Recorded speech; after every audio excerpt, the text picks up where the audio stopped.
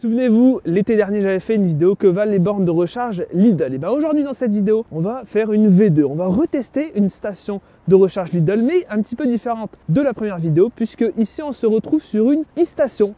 Lidl ouvre de plus en plus de stations de recharge. Lidl se lance vraiment dans la recharge avec ce type d'installation. Les e-stations, c'est quoi? Ce sont des gros hubs de recharge situés dans les grandes agglomérations. Il n'y en aura pas partout. Ici, on se situe à Tourcoing, mais il y en a près de Lyon. Il y en a un petit peu partout en France. Elle commence à pousser. Il y en a 4, si je ne dis pas de bêtises, à ce jour. Donc aujourd'hui, ce qu'on va faire, c'est que je vais présenter l'installation, vous montrer un petit peu ce que ça donne, quel équipement on a, quel type de borne on a. On va aussi tester les bornes, on va voir si l'expérience utilisateur a un petit peu changé, un petit peu évolué par rapport à mon premier test. Donc voilà, je vais commencer pour pas que la vidéo soit trop longue. Donc je vais déjà commencer par présenter l'installation et ensuite on passe au test de la station. Donc voici la station Lidl. Donc, qui se situe à Tourcoing. Je vais vous présenter un petit peu la configuration, l'installation. Vous allez voir, il y a pas mal de bornes différentes avec des puissances bien différentes. Alors déjà, ce qu'on constate, c'est la grande structure ici qui est incroyable, qu'on retrouve dans toutes les stations, les e-stations Lidl. Alors déjà, on constatera ici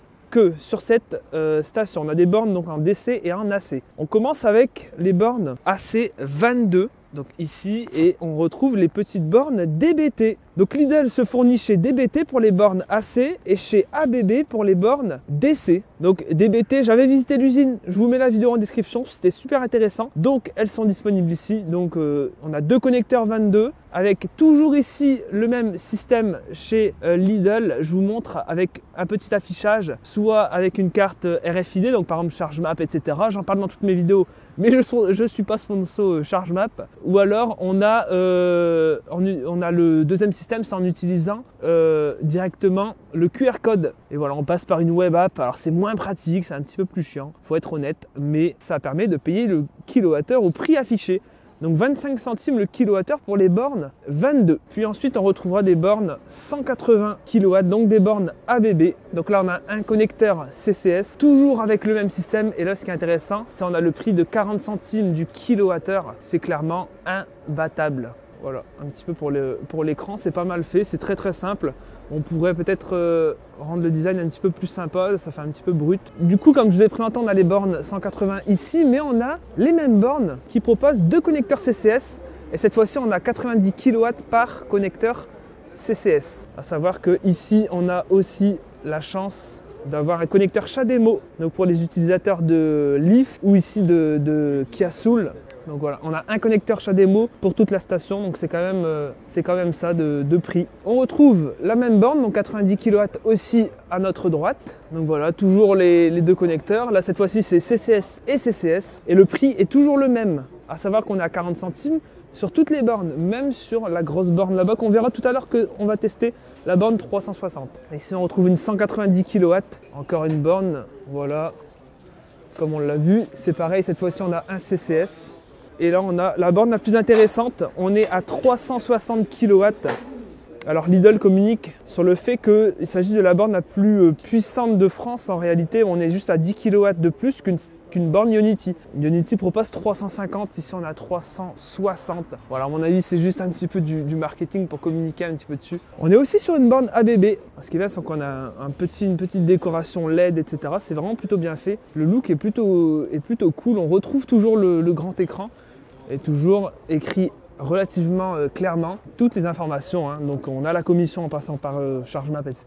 Bien entendu, comme je vous l'ai dit.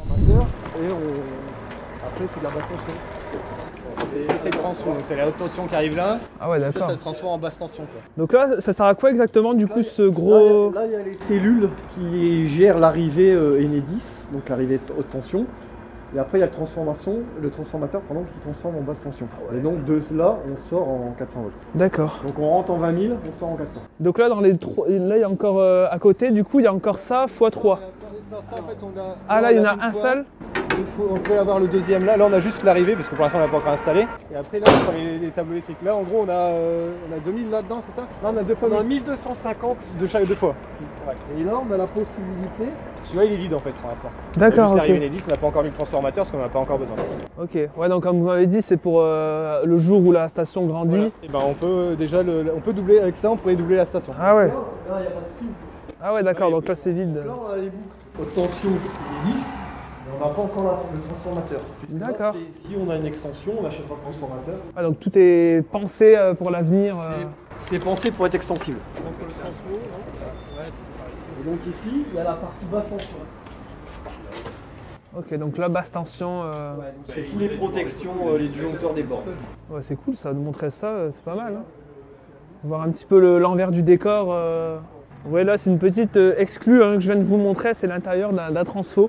Donc c'est toute cette infrastructure-là qui est pensée et imaginée pour aussi, à l'avenir, étendre la station. La station est parfaitement, extensible. On peut encore en faire une en face. Proposer le même nombre de bornes, il n'y aura rien d'autre à construire, tout est déjà ici. Et en plus de ça, on a des panneaux solaires sur le toit que je vous ai filmé par drone, donc je vous montre un petit peu. On peut avoir jusqu'à 40 kW de puissance en crête qui peut être directement injecté dans les bornes pour recharger les voitures. Si aucune voiture se recharge, c'est injecté dans le réseau. Allez, on passe maintenant cette fois-ci au test donc de la station, de la borne 360 kW. Du coup, on passe enfin au test de la borne 360 kW. Je suis avec Mathieu qui est de ABB, donc ça c'est cool. Si jamais on a un petit problème, on a la personne concernée directement. Donc avec la petite Tesla de Uber. Alors bien sûr, la Tesla ne va pas prendre les 360 kW puisque actuellement sur le marché, aucune voiture prend 360 kW maxi. Ce qui est surtout intéressant, c'est si deux voitures se rechargent en même temps, puisqu'on aura 180 kW par connecteur du coup. C'est ça. Alors nous, ce qu'on va tester, c'est qu'on va tester les deux moyens. Mais on va commencer par recharge avec le QR code. Donc, admettons, j'y connais rien à la voiture électrique. Je suis un client qui connaît rien. J'arrive devant la borne. Alors, ce qui est bien, c'est que déjà, tout est indiqué. Comment recharger votre voiture, voilà. Voilà, ici on va utiliser la deuxième méthode, donc j'utilise mon smartphone. Alors, scanner le QR code sur le connecteur. Je prends l'appareil photo. Alors, le petit QR code, il est ici, donc ici on va prendre le connecteur à gauche. Je prends le petit QR code, ça ouvre directement l'application FreshMile. Là, on a donc le connecteur type 2, on a toutes les informations. Donc je démarre la recharge. Donc autorisation de paiement de 50 €. Comme d'habitude, c'est l'étape un peu fastidieuse. Alors je te donne la GoPro Mathieu. Hop. Il faut rentrer sa petite carte bancaire dans l'application. Dis-moi si je me trompe, elle est rentrée une fois, après elle reste dans l'application. Après elle peut être mémorisée et puis la prochaine fois ça sera plus simple. Donc là je confirme le paiement. Donc là petite, alors là c'est en fonction de votre banque, etc. Il y a une autorisation. Alors là petit bug de ma banque visiblement. C'est toujours l'étape un petit peu chiante de la banque. Attends, je vais annuler. Peut-être que j'ai merdé, non? Moyen paiement échoué. Veuillez réessayer. Bon, alors on retente avec une autre carte bancaire. Parce que j'avais visiblement un souci avec ma première banque. Donc là, c'est bon, visiblement. Donc là, j'ai 45 secondes pour brancher. Donc du coup, je prends le connecteur que j'ai choisi. On ouvre la trappe. Hop. Ah, il y a un petit... Il y a un petit cache. Il y a un petit cache. Bon à savoir. Et là, on branche directement. Voilà, là on a un petit message en attente de préparation. Ça communique entre la Tesla et la borne. Alors là, ici sur la page, j'ai temps écoulé, la charge n'a pas démarré. Donc ça va être intéressant de voir justement la différence entre ce qu'on a ici et ce qu'on a sur l'écran de la borne.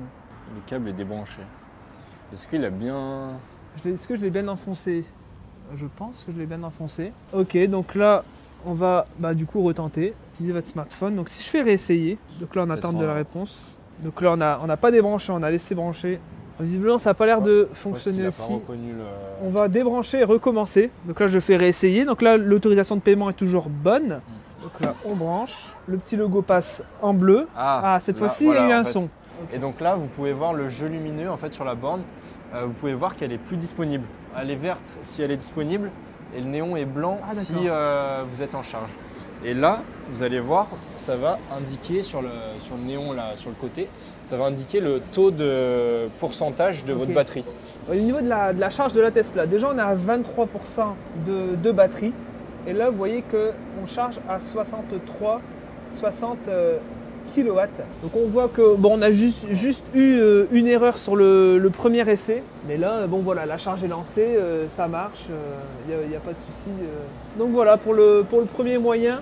Alors bien entendu, les autres bornes, c'est exactement la même chose. J'avais testé sur ma première vidéo, donc je vous invite à la voir, elle est en description.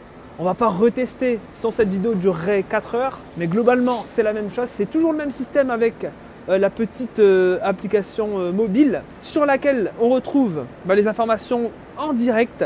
Alors en direct en tout cas, quand on coupera la recharge, on aura la consommation récupérée ainsi que le prix qui pour l'instant ne sont pas affichés.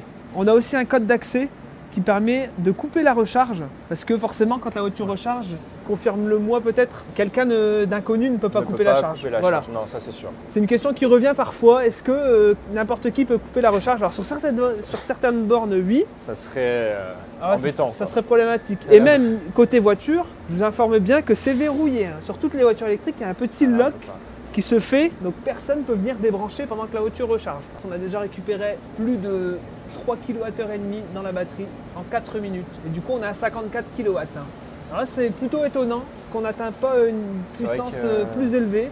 Là, pour le coup, je ne sais pas trop comment l'expliquer. Donc, Hubert, le propriétaire de la Tesla, m'informe que la batterie n'était pas assez préconditionnée. Parce qu'il faut un certain temps. Elle n'a pas tourné.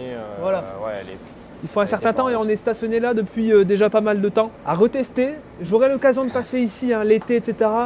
J'aurai l'occasion puisque c'est un point important quand même dans la région lilloise et on n'a pas trop de stations comme celle-ci. Donc on aura l'occasion de tester l'été ou avec une voiture bien préchauffée, justement la puissance max de cette borne.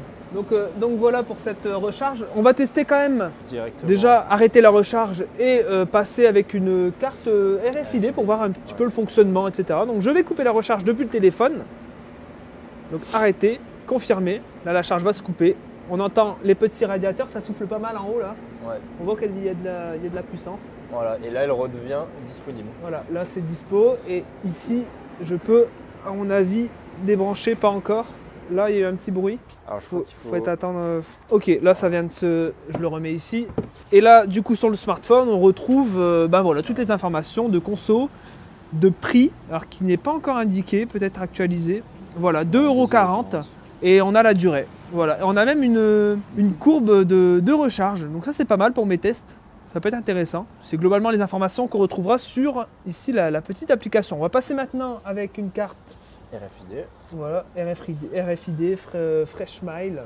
Donc on va tester. Donc on suit, prenez le connecteur et branchez. Donc là c'est intéressant, c'est qu'il faut brancher la voiture en premier. Ouais. Donc là je prends le petit connecteur, on branche, paf. Donc là on enfonce bien. Connexion OK. Et là du coup passez votre carte, donc ici. Et là voilà. Alors c'est l'avantage bien entendu d'utiliser une carte. On a un petit surcoût, mais c'est quand même, il faut être honnête, plus simple. Et quand il fait froid, etc. On n'a pas forcément le temps de rentrer les informations. On n'a pas forcément le temps et il y a la flemme aussi qui joue un petit peu de rentrer sa carte scannée, etc. Comme on l'a vu, ça n'a pas marché du premier coup.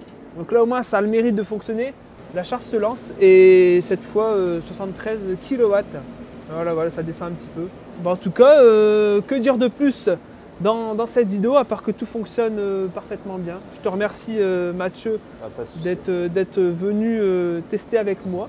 Et merci surtout Hubert d'être venu avec sa Tesla, véhicule, parce que c'est pas avec ma Fiesta thermique que je vais pouvoir tester la borne. J'espère que cette vidéo vous a plu. Le premier épisode de mon test des bornes de recharge Lidl se situe en bas en description. Pareil, n'hésitez pas à vous abonner à tous mes réseaux, c'est super important. Et moi je vous dis à la prochaine dans une prochaine vidéo. C'était Max. Ciao!